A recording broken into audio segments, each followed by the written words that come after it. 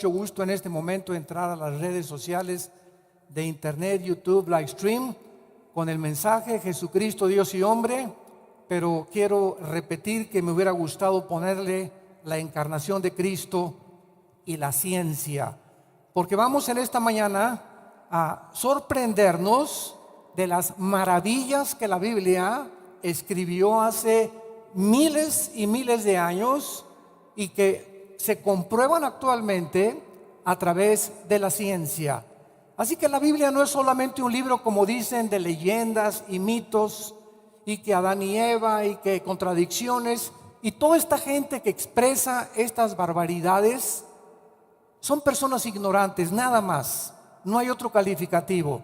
Ignorantes. ¿Cómo se atreven a pisar un terreno que desconocen? Entonces tenemos que entender que cualquier cosa que queramos discutir, tenemos que definir términos y tenemos que estar adentrados con la persona que vamos a discutir. Si yo voy a discutir con un ateo, tengo el 85% de probabilidades filosóficamente de ganarle el debate al ateo. ¿Por qué? Porque conozco las debilidades del ateísmo. Yo fui un ateo antes y conozco lo que ellos defienden y por qué se proclaman a sí mismos ateos. Pero los ateos no conocen nuestros terrenos, ni siquiera han tratado de investigar las evidencias científicas de la Biblia para poder quitar de su bitácora la conclusión a la que han llegado de que Dios no existe. Entonces vamos a ver en esta mañana de una forma maravillosa la encarnación del Hijo de Dios, que Dios se hizo hombre y no pasaron más que 2000 años, damas y caballeros, para que el ser humano comprendiera por qué Cristo no podía nacer de un hombre y una mujer.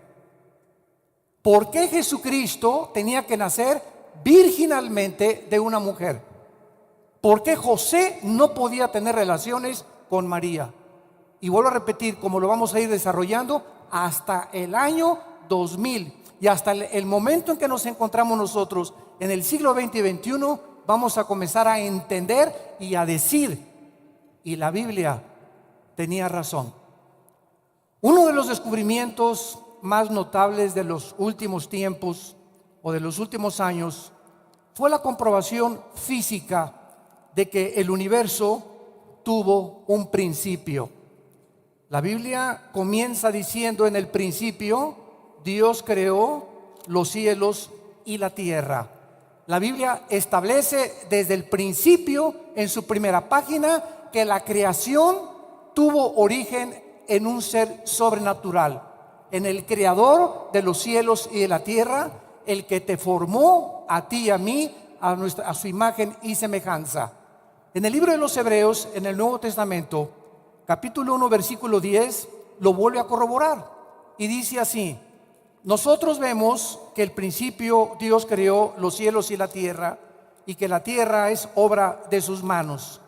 Ellos perecerán, pero sin embargo tú, Señor, permanecerás. Tú en el principio la fundaste, y ellos envejecerán como una vestidura, pero tú permanecerás, los envolverás y serán mudados. Damas y caballeros, este principio de que la tierra tuvo un principio, tuvo su confirmación en la física con lo que se llama la ley de la entropía, que es la segunda ley que establece la termodinámica y es la base del estudio de todos los científicos. La primera y la segunda ley de la termodinámica, donde se establece que todo se deshace, todo tiene un deterioro, todo se oxida, todo se echa a perder, el sol está perdiendo millones de toneladas masa. La Biblia ya lo había afirmado 2000 años antes, 2600 años por los profetas hebreos y los apóstoles de Jesucristo. Esto fue demostrado por la ley de la entropía, y así vemos que el tiempo, la materia y el espacio tuvieron un principio. Cuando hablamos de Dios, no lo podemos meter dentro de nuestras 4 dimensiones. Cuando hablamos de Dios, estamos hablando de una entidad que trasciende las 4 dimensiones en las que tú y yo vivimos, que son la altura, lo bajo, la anchura y la 4ª dimensión que postuló Alberto Einstein y que le llamó el tiempo, con su famosa teoría de la relatividad. Entonces, el tiempo y el espacio y la materia tuvieron un principio, pero la Biblia dice que desde antes de que Dios creara todas las cosas, el Señor Jesucristo, el Hijo de Dios, antes de que naciera en el vientre de María, Él ya existía. Dice Juan capítulo 1, en el principio era el Verbo era con Dios y el Verbo era Dios. Todas las cosas por Él fueron hechas y nada de lo que ha sido hecho fue hecho sin Él. Dice en Colosenses capítulo 1, versículo 15 en adelante, Él es la imagen del Dios invisible, el primogénito de toda creación, porque en Él fueron creadas todas las cosas, las que hay en los cielos y las que hay en la tierra, visibles e invisibles, tronos, dominios, principados, potestades. Todo fue creado por medio de Él y para Él. Y Él es antes de todas las cosas, y todas las cosas en Él subsisten. En otras palabras, uno de los misterios de la física es qué es lo que sostiene el átomo y qué es lo que sostiene el movimiento de gravitación que descubrió Isaac Newton. ¿Qué es lo que hace que los átomos y los electrones y los neutrones en la materia mantengan esa cohesión molecular? Y la Biblia nos dice que es el mismo Cristo, el que hizo los cielos y la tierra, el que bajó hace 2000 años a nacer en una cueva donde ni siquiera los reyes magos estaban. Porque permítanme decirles que es un error poner el nacimiento con los reyes magos. La Biblia dice claramente que cuando Cristo nació en un pesebre, y que 2 años después, cuando ya era un poquito más muchacho maduro, vinieron los famosos reyes magos, que no se llamaron ni Melchor, ni Baltasar, ni Gaspar, ni traían un elefante, ni un camello, ni un caballo, ni eran magos tampoco, eran astrónomos que venían de lo que es ahorita la nación de Irak. Así que todas estas leyendas que se tejen alrededor, es importante que las corroboremos y las confirmemos con la palabra de Dios. Cristo pues existía antes que todas las cosas. Y cuando hablamos de la encarnación, ¿de qué estamos hablando? ¿Por qué Dios tenía que entrar a un ser humano, formarse dentro de un ser humano, para que pudiéramos nosotros entender qué es lo que Él piensa de nosotros? ¿Cómo podemos nosotros tener una relación con ese Dios misterioso que las religiones adoran sin conocerle?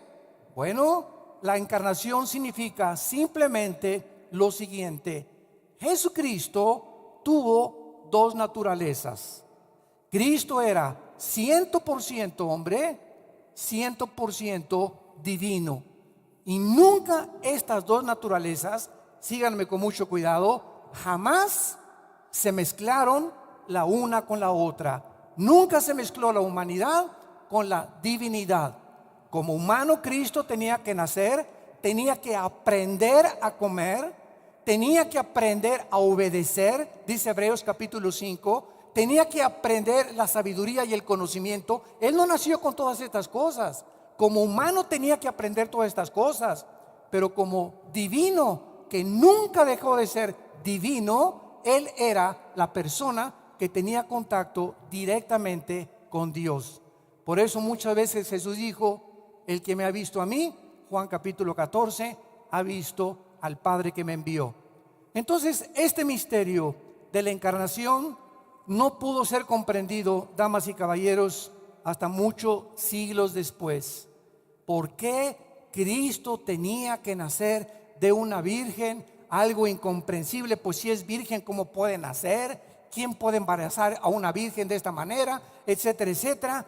Pero hasta 1860, cuando un monje austriaco llamado Gregorio Mendel comienza a hacer experimentos con chícharos y comienzan a establecerse por primera vez en la historia las famosas leyes de la herencia, comenzó el ser humano a conocerse a sí mismo de qué estaba constituido nuestros elementos, nuestras células, nuestro cuerpo, pero a lo que se concluyó simplemente fue que hay una transmisión de padres a hijos, a nietos, y que viene desde siglos y siglos atrás genéticamente.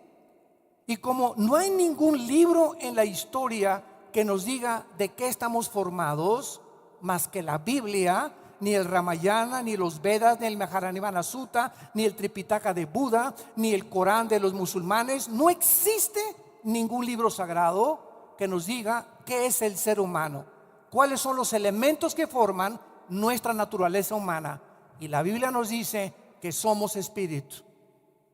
Tenemos un alma y vivimos dentro de un cuerpo. Repito, somos espíritu. Soy un espíritu principal y básicamente, porque Dios, dice Juan 4:24, es espíritu y nos creó a su imagen y semejanza. Tenemos un alma que es la mente, el intelecto, la voluntad, los sentimientos y las emociones. Y vivimos dentro de una botella, dentro de un cuerpo corruptible que cada día se desgasta, cada día morimos celularmente y comenzamos a envejecer hasta llegar otra vez del polvo de donde Dios nos formó corporalmente.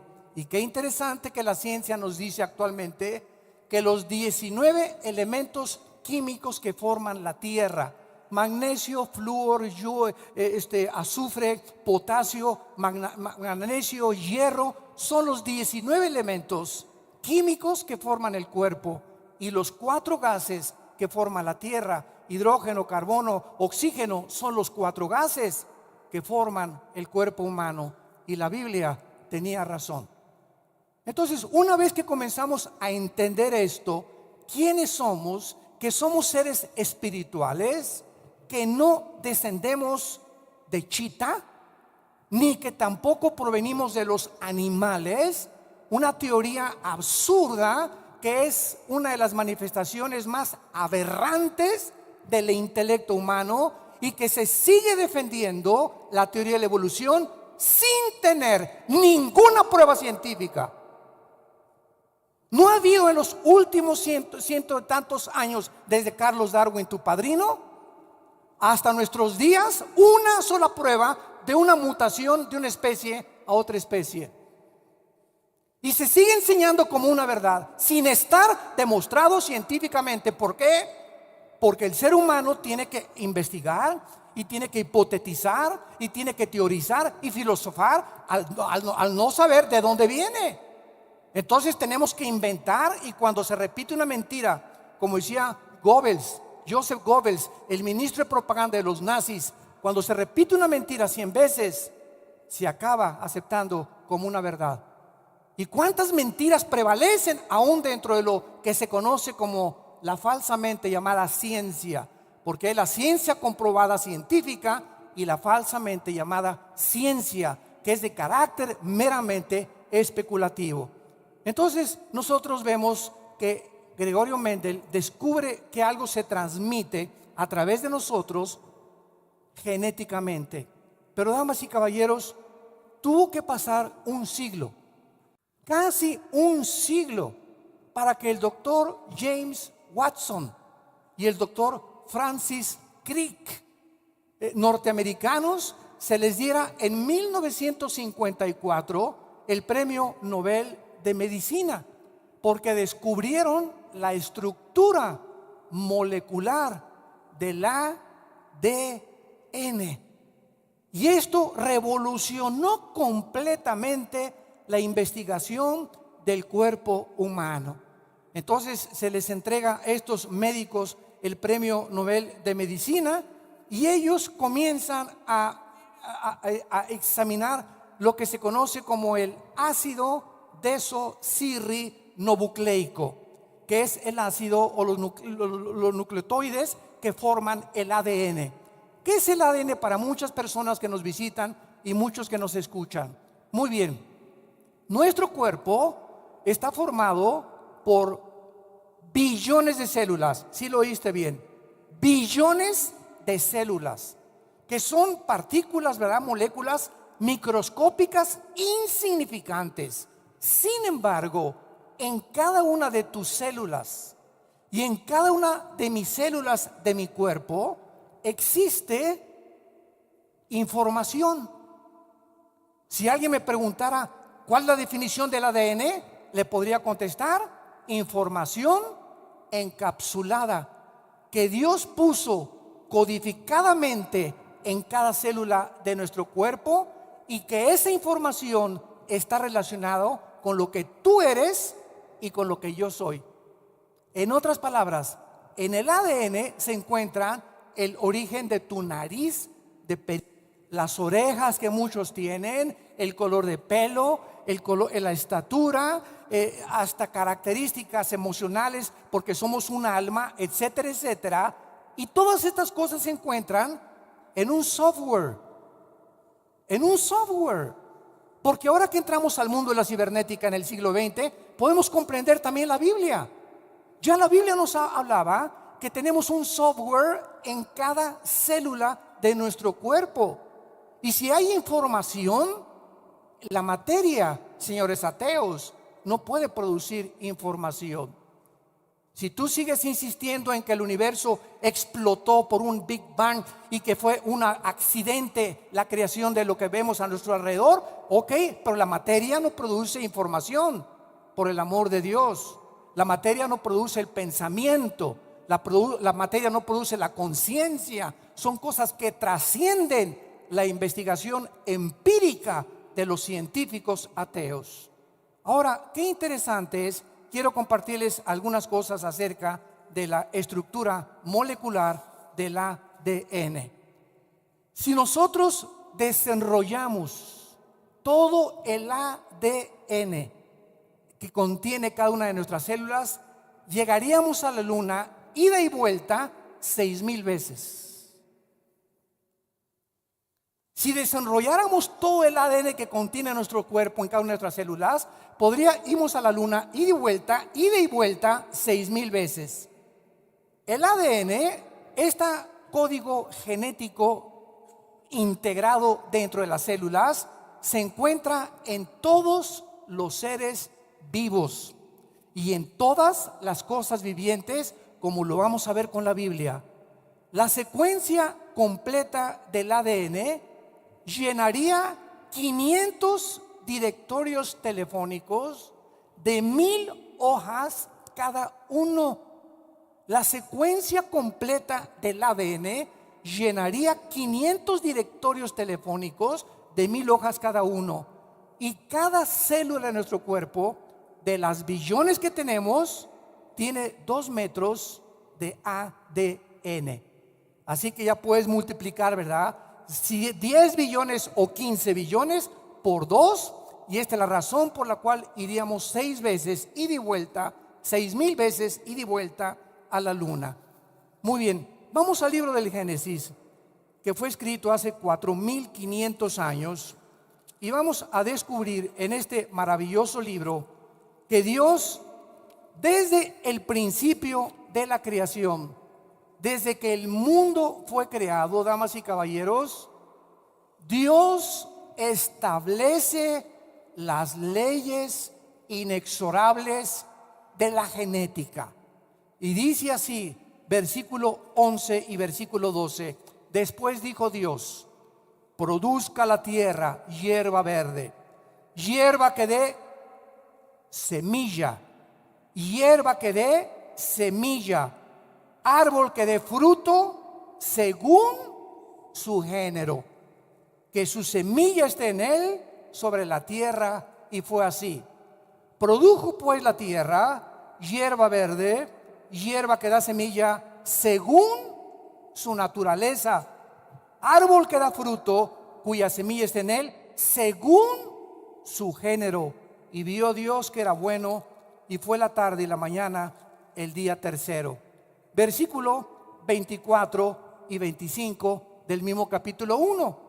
Luego dijo Dios: produzca la tierra seres vivientes según su género, que los tigres produzcan tigres, los equinos, caballos, percherones, ponis, pero caballos, los felinos, tigres, gatos, pero felinos, el ganado vacuno, pero no camellos ni dromedarios.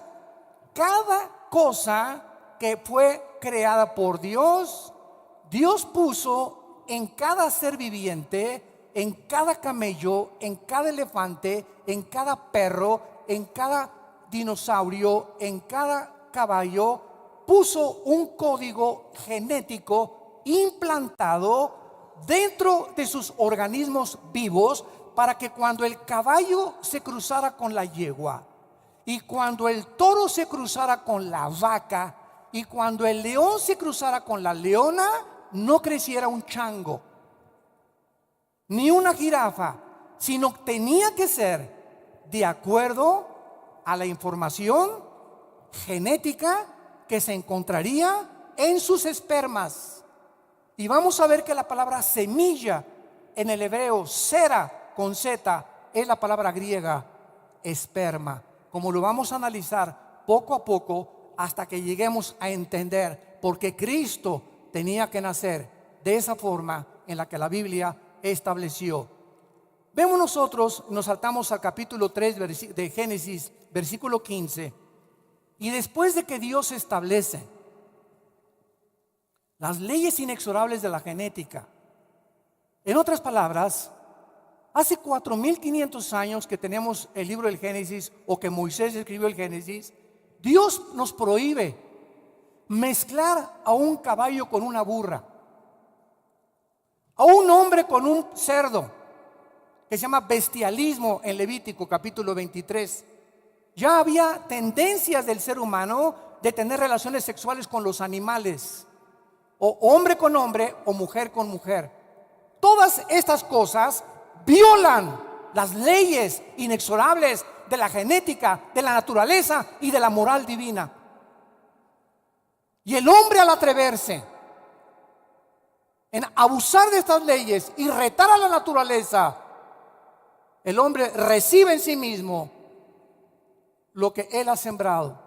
Y esta es la razón por la cual vivimos un mundo en el siglo XXI en el cual se encuentra, donde ya a lo malo le dicen bueno, a lo bueno le dicen malo. Ya no existe ninguna verdad absoluta. Todo es relativo, nada es verdad. Lo que tú piensas es tu verdad, lo que yo pienso es mi verdad, y cada quien que viva como le dé la gana. Nos olvidamos de la Biblia y de este manual que Dios nos ha dejado para guiar nuestras vidas, matrimonios, hijos y gobiernos también. En Génesis 3:15 encontramos la primera promesa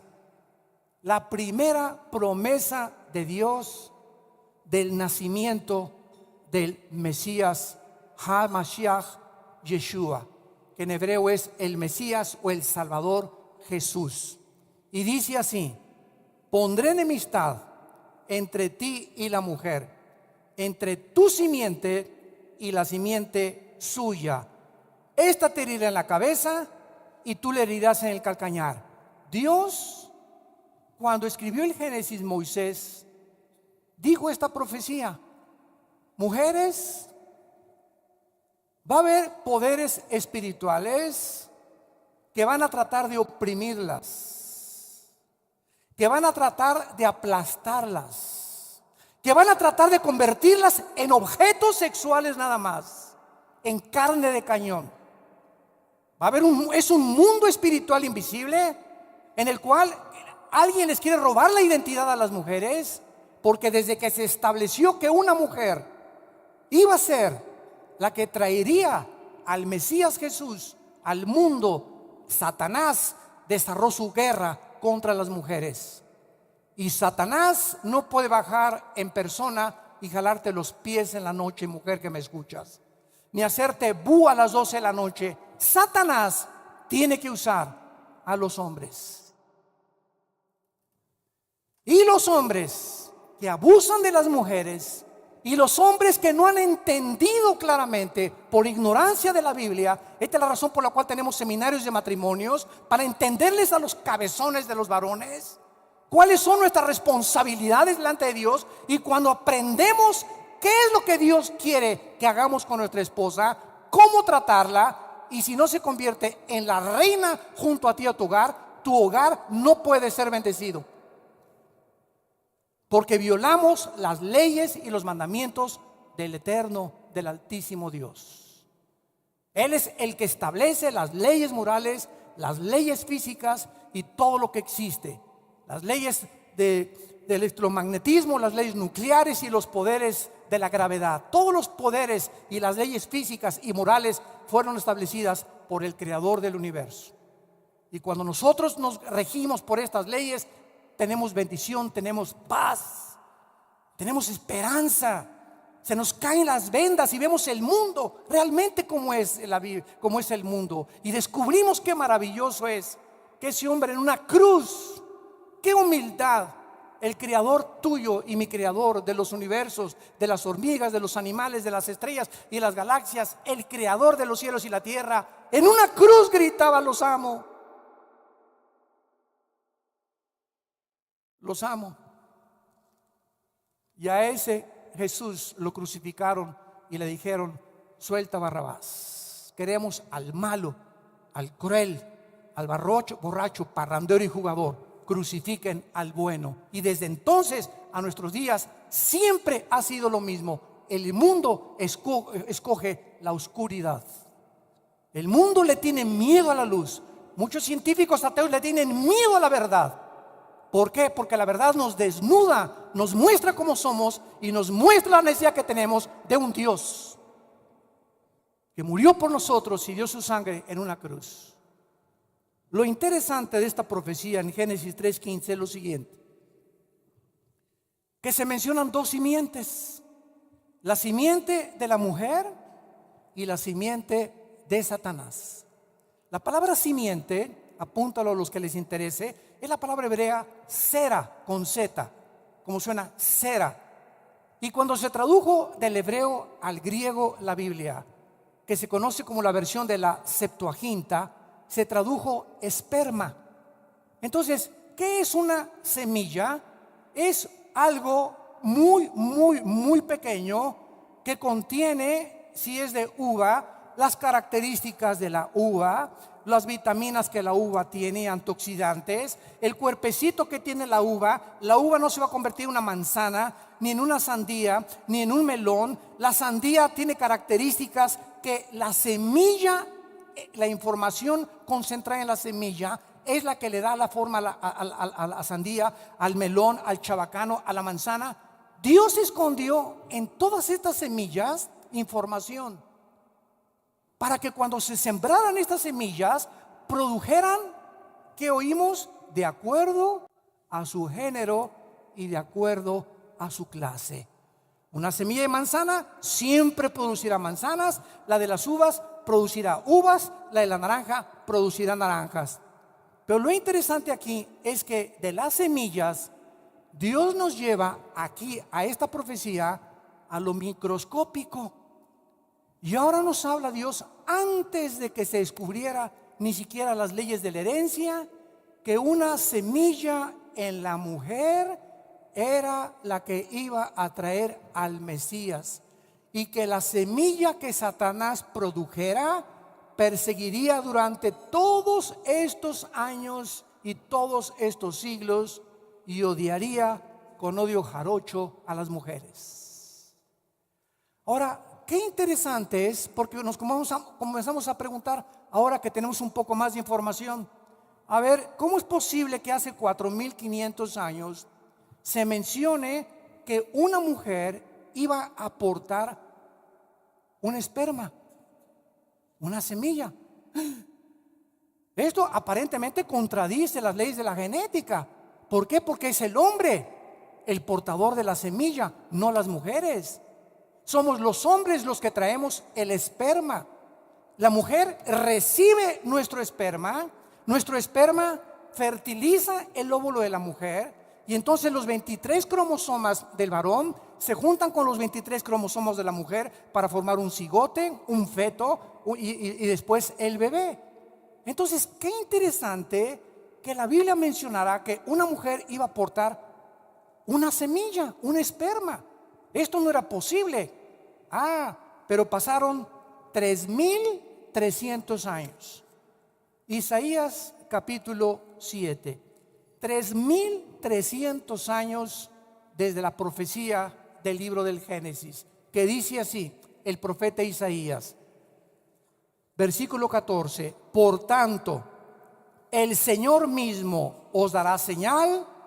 He aquí que la virgen, en hebreo es la palabra alma, con H al final. Alma es la palabra virgen en hebreo. En el griego es partenón o partenos. La virgen concebirá y dará a luz un hijo y llamará su nombre Manuel. 3,300 años antes simplemente se dijo: una mujer portará la semilla.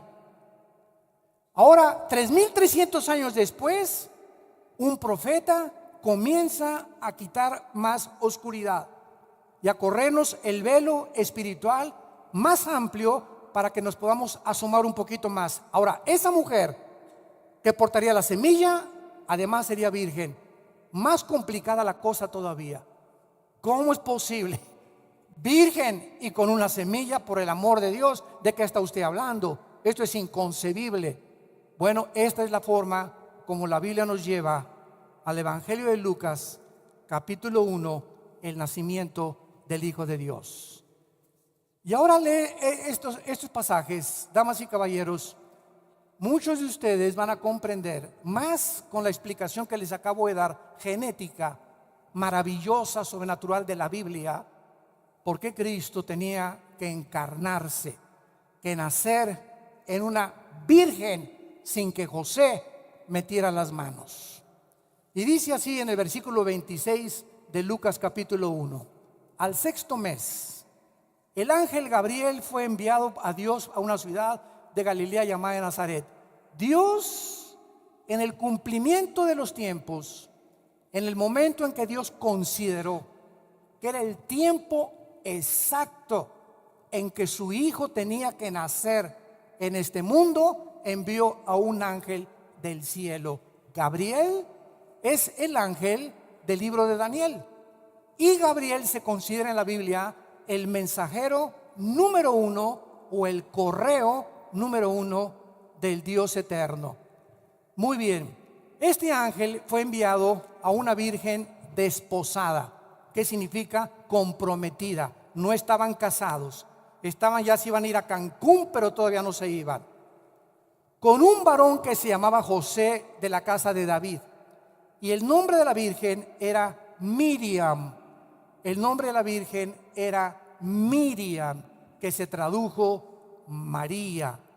Y el ángel entrando le dijo: salve muy favorecida, el Señor es contigo, bendita tú entre las mujeres. Mas ella, cuando le vio, se turbó por sus palabras y pensaba: ¿qué salutación sería esta? Entonces el ángel le dijo: María, no tengas miedo, no temas, porque has hallado gracia delante de Dios. Y ahora concebirás en tu vientre y darás a luz un hijo y llamarás su nombre Yeshua, que se tradujo Jesús y que significa Salvador. Este será grande y será llamado Hijo del Altísimo, no de José, Hijo del Altísimo. Y el Señor Dios le dará el trono de David su padre, y reinará sobre la casa de Jacob para siempre, y su reino no tendrá fin. Imagínense a la Virgen. Era una muchacha, de acuerdo a la palabra hebrea alma y la palabra partenos en el griego, entre los 14 y los 17 años de edad. Era una chamaca, la Virgen María. Se le aparece el ángel y le dice: te vas a embarazar. Imagínense ustedes, muchachas, que de repente, ¿verdad? Como dicen, ¿verdad? Oye, ¿y qué van a decir ahí en Tlalnepantla de mí? Si no me he casado. Inmediatamente me van a decir, nos comimos la torta antes de tiempo. Porque es lo que regularmente la gente piensa, ¿verdad? Entonces María, cuando le anuncian esto, vamos despacio, estaba conmocionada. Porque ella sabía que si ella le decía al ángel, acepto la voluntad de Dios, iba a ser humillada, iba a ser perseguida, la gente se iba a burlar de ella. Sin embargo, vemos por qué Dios escoge a esta muchachita maravillosa, llena de la gracia y la misericordia de Dios, para que fuera la que trajera a su Hijo Jesucristo al mundo de los vivos. María, versículo 34, le dice al ángel, ¿cómo será esto? Pues no conozco varón. Respondiendo el ángel le dijo, el Espíritu Santo vendrá sobre ti y el poder del Altísimo te cubrirá con su sombra, y el santo ser que nacerá será llamado Hijo de Dios. Vemos nosotros algo que es absolutamente interesante, porque cuando leemos la Biblia descubrimos lo siguiente: el pecado no fue introducido al mundo por una mujer. Si yo les preguntara a ustedes que conocen la Biblia, ¿quién pecó primero, Adán o Eva? Por favor, no me digan Adán. La primera que pecó fue ella, la mujer. Sin embargo, aquí hay algo misterioso y fantástico. La Biblia nos dice que el pecado entró al mundo por el hombre. Todo esto tiene que ver con la genética. Esto es asombroso. La Biblia nos dice en Romanos 5, versículo 12, que el pecado entró al mundo por un hombre, y así la muerte pasó a todos los hombres por cuanto todos pecamos. Y dice el versículo 5 de Romanos, versículo 18, así que por la transgresión de uno, varón, vino la condenación a los hombres, de la misma manera por la justicia de uno, los hombres, la justificación de vida. Porque así como por la desobediencia de un hombre, ahí está, la Biblia le echa la culpa al varón. Es el varón el que introdujo el pecado al mundo. Así también muchos serán constituidos por la obediencia de uno, los justos. Cuando Adán pecó, entonces toda la raza humana recibió una infección hereditaria. Y así como heredamos las características físicas en el ADN que traemos en cada una de nuestras células de nuestros tatarabuelos, y así como también heredamos características emocionales, es igual de berrinchuda que su abuela, es igual de enojón que su papá, es igual de tonta que la mamá, es igual de burro que el papá, etcétera, etcétera. La Biblia, al descubrirnos que somos espíritu, forzosamente teníamos que haber heredado características espirituales. Y aquello que Marx llamó la lucha de clases, y Shakespeare el defecto trágico, el doctor Sigmund Freud el medio ambiente y la sexualidad infantil. Y así hemos los hombres como tú y como yo, hombres y no dioses, hombres tratando de, ¿qué le pasa al ser humano? ¿Qué gobierno será mejor, el democrático, socialista, comunista, monarquía? Nos encontramos en un mundo confundido, política, religiosa, filosóficamente. Todos los sistemas e ideologías se están derrumbando ante nuestros ojos, y no nos queda más que la verdad encontrada, porque los cielos pasarán, pero las palabras de este libro permanecerán. Han pasado 2000 años, damas y caballeros. Un solo error no se ha podido encontrar en la Biblia, ni geográfico, ni histórico, ni científico. La arqueología, la antropología, la ciencia corrobora, y la Biblia tenía razón. Y la experiencia humana que vivimos todos los días nos muestra el poder de la Biblia, de la palabra de Dios. Entonces, Si heredamos espiritualmente una herencia, ¿cuál fue? Que los hombres no han podido descubrir. La Biblia usa una palabra para decirnos cuál es la infección con la que tú y yo nacimos, que venimos acarreando genéticamente desde Adán, y se llama pecado. Ahora vean la relación de la genética con lo que les estoy diciendo. La mujer tiene cromosomas XX. Es el cromosoma Y el que determina el género masculino. Todos los hombres que me escuchan y yo, su servidor, cuando nacimos es porque el cromosoma Y, no el X, el Y de mi papá fertilizó el óvulo de mi mamá, que son con 2X, y entonces se juntaron las 2X de mi mamá con la Y de mi papá y nacimos varón. Biológicamente, el ADN determina el género masculino o femenino. Esto es muy interesante porque por esta es la razón, ¿verdad? Porque el pecado entró por un hombre, por lo tanto, si el pecado entró por un hombre es porque el cromosoma Y venía infectado. Lo que determina el género masculino venía infectado. Y esta es la razón. Si el pecado entró por un hombre, el pecado tenía que ser pagado por un hombre también. Esta es la razón por la cual Dios no envió a su unigénita hija. Dios envió a su unigénito hijo para salvar la humanidad, a su hijo del pecado. Y lo interesante acerca del cromosoma Y es que solo puede provenir del padre. El cromosoma Y nunca vendrá de la mamá. Y lo podemos trazar, como dijimos, desde Adán, porque fue el primer hombre en recibir el cromosoma de Dios para determinar el género masculino. Para que la raza humana fuera salvada, tenía que haber un cromosoma Y, porque tenía que ser un hombre, no una mujer, la que moría en una cruz. Y ese hombre no podría traer el cromosoma Y infectado por la herencia del pecado. Tenía que ser un cromosoma Y no contaminado, y solo Dios lo podía implantar en el óvulo de María.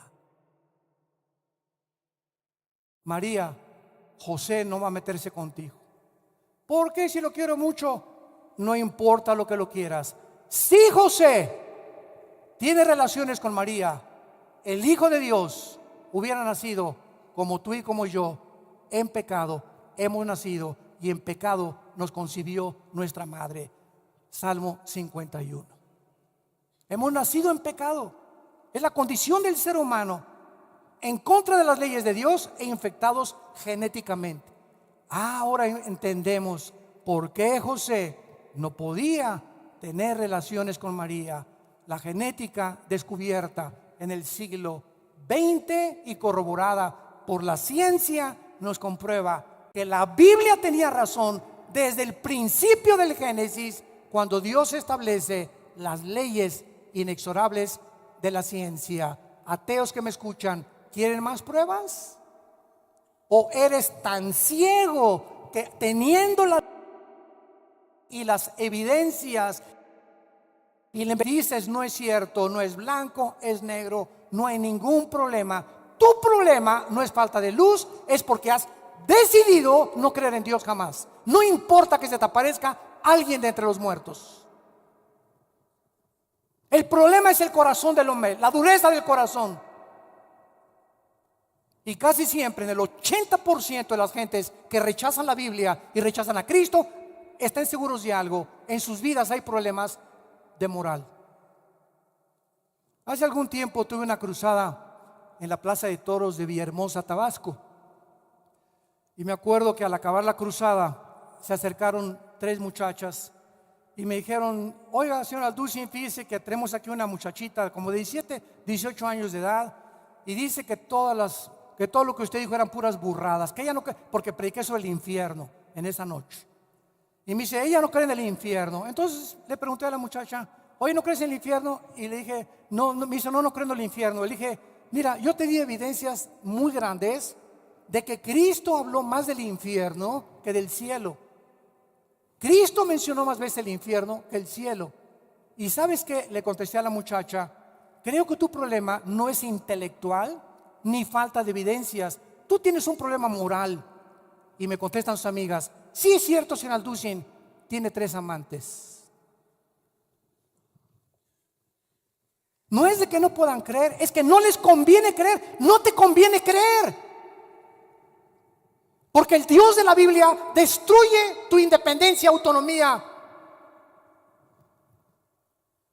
y nos derriba al suelo y nos dice que le sirvamos con todo el alma y con todo el corazón. Pero nosotros decimos, no, déjame vivir mi vida. Yo quiero estar como estoy, quiero pecar. Me gusta el pecado, me gusta la homosexualidad, me gusta el lesbianismo, me gusta robar, me gusta transar. El que no tranza no avanza. Y estas cosas son las que nos impiden que Jesús entre a nuestra vida. Y esta es la razón por la cual la luz vino al mundo, dice Juan capítulo 3, y los hombres rechazaron la luz porque sus obras eran malas. Los fariseos en Juan capítulo 11, escuchen esto, los fariseos, el día que Cristo hizo el milagro más grande de todo su ministerio, resucitar a Lázaro que tenía 3 días hedía, la sangre ya estaba descompuesta, ahí estaba Lázaro en su tumba, su espíritu ya había salido de él, la carne descomponiéndose, ya estaba morado, blanco, etcétera, etcétera. Y cuando oye la voz que le dice, Lázaro, ven fuera, el espíritu entra al cuerpo de Lázaro. Dice Santiago 2, el libro de Santiago, que el cuerpo sin el espíritu no puede vivir. El espíritu entra al cuerpo de Lázaro, lo vivifica, restaura la circulación de la sangre, restaura el daño hormonal y neurológico que había sufrido, y entra el espíritu entre Lázaro, y Lázaro sale vivo de la tumba. Ese día los fariseos que vieron este milagro, ese día planearon matar a Cristo. Léelo en Juan capítulo 11. El mismo día del milagro más grande planean matar a Cristo. Es mentira que los milagros produzcan fe o que los milagros cambien la vida o alteren a una persona. ¿Por cuánto tiempo? Un milagro. Y sí, y vi esto, y se levantó de la silla de ruedas. Te dura 3 o 4 días. Lo que nos cambia es la semilla, el esperma incorruptible de la palabra de Dios. El poder se encuentra en la palabra de Dios. La fe es por el oír, no por ver. Escucha muy bien, es por el oír, no es por la vista. No caminamos por vista, caminamos por fe. Pero se acostumbra ahora la cristiandad a que vean milagros y milagros, y que lo sobrenatural, y así está el mundo nada más. Queremos, ¿verdad? Algo que nos pueda agitar y nos pueda levantar y nos pueda levantar. Queremos algo que trascienda algo. Quiero sentir al Espíritu Santo, me quiero comenzar a temblar así para sentir que el Espíritu Santo, o que alguien me tumbe al suelo. ¿Por qué buscamos eso? Simplemente porque no entendemos qué cosa es el poder de Dios, que se encuentra en la Biblia, en la palabra de Dios. Y finalmente, una vez que hemos podido trazar claramente la razón por la cual Cristo tenía que nacer de una mujer sin la intervención de un varón, la respuesta es la siguiente: ¿por qué? Bueno, tú y yo hemos pecado, y el que moría en la cruz no podía ser un ángel. El que moría en la cruz no podía ser San Clodomiro, no podía ser Abraham, no podía ser un papa, no podía ser un cardenal, no podía ser una mujer, no podía ser nadie. Si vas al libro de Apocalipsis, capítulo 5, Juan se encuentra en el cielo viendo todo lo que va a pasar en la humanidad, y encuentra a Juan que no hay nadie en los cielos, en la tierra y debajo de la tierra, porque en el centro de la tierra, escuchen esto, en el centro de la tierra hay 3 prisiones de Dios. En una están todos los espíritus, tal vez de tus tatarabuelos o abuelos que murieron sin Cristo. Ahí están en el centro de la tierra, que se llama el infierno. En otro están el abismo, que se encuentran los demonios. Tal vez los espíritus de los gigantes que poblaron durante 1500 años la tierra se encuentran ahí, y los espíritus que aún sin cuerpo son los demonios actuales. Y en tercer lugar, los ángeles caídos que pervirtieron la genética en Génesis capítulo 6 y produjeron gigantes de 4 o 5 metros de altura, con 12 dedos en las manos y 12 dedos en los pies. 3 prisiones: el infierno, el abismo y el Tartarus, o las prisiones eternas de oscuridad.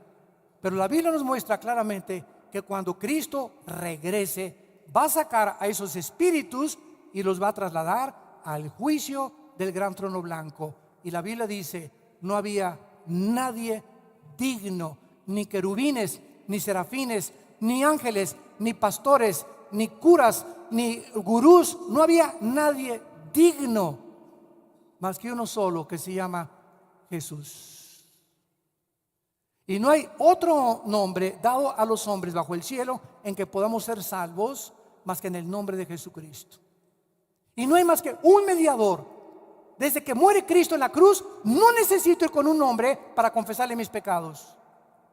Ahora es Cristo sentado a la diestra de Dios, nuestro sumo sacerdote, intercediendo todos los días por nosotros. Ya no necesitamos ir a recurrir a ningún hombre para que nos perdone los pecados, o para que nos abrace y nos pueda decir que Él es Dios para perdonar pecados. Ahora es Cristo el que dio su sangre, y nadie hay más que Él. Ni vírgenes, ni santos, ni santas, ni papas, ni cardenales. Solo Él es el creador de los cielos y la tierra. A Él sea la gloria, el imperio, el poder, la sabiduría por todos los siglos de los siglos. Amén.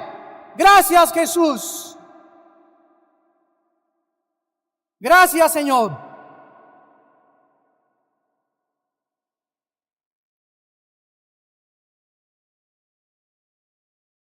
Ese hombre que muere en la cruz, a los 3 días se levanta de los muertos.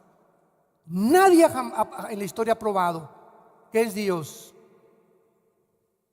para poder vencer la muerte más que Jesucristo. Y fue la resurrección de Cristo, señores historiadores que nos visitan y sociólogos, fue la resurrección de Cristo lo que cambió y transformó el imperio más grande de toda la historia, el Imperio Romano. Convirtió completamente el Imperio Romano. Constantino, el último emperador, 350 después de Jesucristo, ve una luz en el cielo que dice: por este signo vencerás. Constantino dice que se convierte al cristianismo y ordena que ya no se echen a los cristianos a los leones, que ya no se echen al Coliseo Romano, y ordena que la religión del Imperio Romano sea el cristianismo. Desgraciadamente, de Constantino a nuestros días, se ha obligado que si tú naces católico, eres católico, protestante, protestante, mormón, mormón, testigo de Jehová, testigo de Jehová. Y hasta que tú vienes a la Biblia por ti mismo y descubres que no es la religión que nos heredaron nuestros padres, sino que yo necesito, porque Dios no tiene nietos, Dios necesita que yo me encuentre con su Hijo. Aunque mi mamá sea la monja y mi tío sea el cardenal y sea yo sobrino del Papa, yo y tú necesitamos un encuentro personal con el Hijo de Dios. Y hasta que tú no tengas este encuentro con Él, que puede ser esta mañana, tu vida seguirá siendo la misma.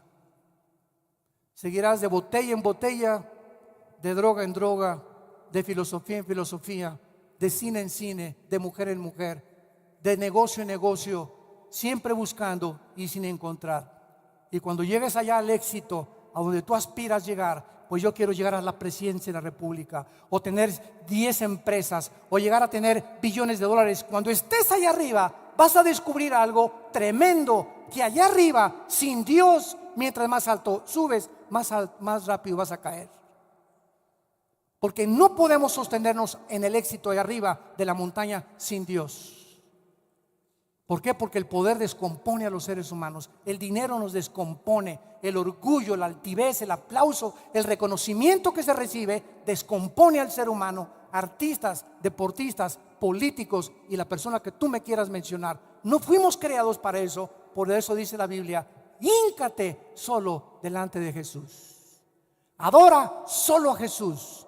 Nunca adores un hombre, nunca te hinques delante de un hombre. Adora a Dios, porque Él es el único digno y el que puede en esta mañana perdonar tus pecados. ¿No quisieran muchos de ustedes, los que nos escuchan a través de la televisión, venir a la cruz? Yo no te pido en esta mañana que vengas a ninguna religión. Te pido que vengas a una cruz, en el monte Moriah, el mismo monte donde Abraham iba a sacrificar a Isaac. En ese monte Abraham dijo: Jehová Jireh, Dios proveerá. Y 4000 años después, en el mismo monte, Dios nos proveyó a su Hijo Jesucristo. En el mismo lugar donde Abraham iba a sacrificar a su hijo, Dios provee la respuesta y la medicina para la infección con la cual nacimos, que se llama pecado. Les pido por unos instantes que inclinen su cabeza. Y así, con tu rostro inclinado, Jesús dijo: yo soy el camino, yo soy la verdad, yo soy la vida. Yo soy el pan que descendió del cielo para darte vida, para llenar ese vacío con el cual naciste y llenarte de plenitud, de esperanza y de gozo y de una paz que sobrepasa el entendimiento humano. Quiero decirte, dice la Biblia, que separado de Dios nunca se cumplirán tus sueños, y si se cumplen, se convertirán en contra de ti, porque no fuimos creados para nosotros mismos, sino para Él. Ya nadie vive para sí mismo. Esta es la desgracia más grande del ser humano: centrarse en su egoísmo, en su ego, en sus intereses personales. Y al venir a Cristo descubrimos que la felicidad, la verdadera felicidad, se encuentra en vivir para los demás, en servir a los demás, en ser siervo de los demás, como lo hizo Él al venir a servirnos, despojarse a sí mismo, tomar la forma de un siervo semejante a nosotros, y estando en esta condición de siervo, se humilló hasta lo sumo, hasta una muerte, y una muerte de cruz, que es la muerte más excruciante y más cruel que puede existir. Porque de tal manera, dice la Biblia, te ama Dios, que ha dado a su Hijo, para que si tú en esta mañana vienes a Él y te arrepientes de tus pecados y estás dispuesto a darte una vuelta de 180 grados en tu vida y comenzar a seguir a Jesús, Dios te mostrará su poder para que te mantengas en ese camino, para que hagas su voluntad y para que vayamos al mundo a llevar este glorioso mensaje de las buenas noticias de que Dios estaba en Cristo, no tomándonos en cuenta nuestros pecados. ¿Qué tengo que hacer?, me preguntarás. Dile estas palabras con todo tu corazón: Señor mío y Dios mío, he pecado contra ti. Me arrepiento de mi vida con todo mi corazón. Creo que en esa cruz tu Hijo Jesucristo derramó la última gota de su sangre para que yo pudiera en este instante ser sanado de mi enfermedad espiritual con la cual nací. Creo que a los 3 días salió de la tumba para mostrarme que si Él resucitó, yo voy a volver a vivir con Él. Y esta esperanza yo no la tenía, mas ahora la tengo, y te bendigo, Señor Jesús. Bendito Hijo de Dios, por haber muerto en mi lugar y pagar una cuenta de pecado que yo nunca hubiera podido pagar con mis buenas obras. Entra a mi corazón, Jesús, en este instante como mi Señor y mi Salvador. Te lo pido en tu nombre, precioso y eterno. Amén. Gracias a Dios por este libro. Gracias a Dios. Gracias a Dios por la Biblia.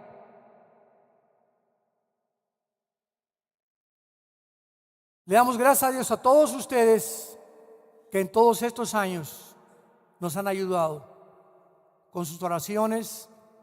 Ya vamos a cumplir 38 años, 38 años no de edad, 38 años de predicar este mensaje, y comenzamos aquí en el Valle Dorado. Ahí comenzamos en 1981, ahí comenzamos.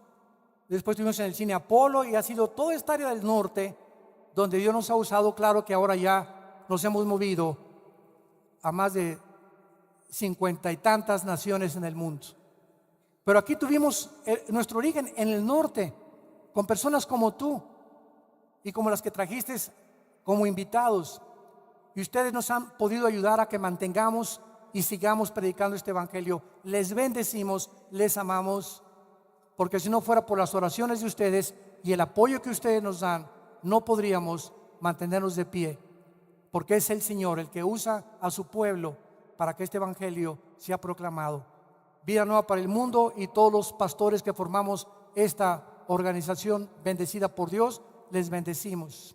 Bendecimos a tu familia, bendecimos a tus hijos, bendecimos tu matrimonio, bendecimos tu trabajo, tu entrada y tu salida, que seas lleno del conocimiento de Dios con toda sabiduría e inteligencia espiritual, y que sigas creciendo en la gracia y el conocimiento del Hijo de Dios, y que tengan mucha paz.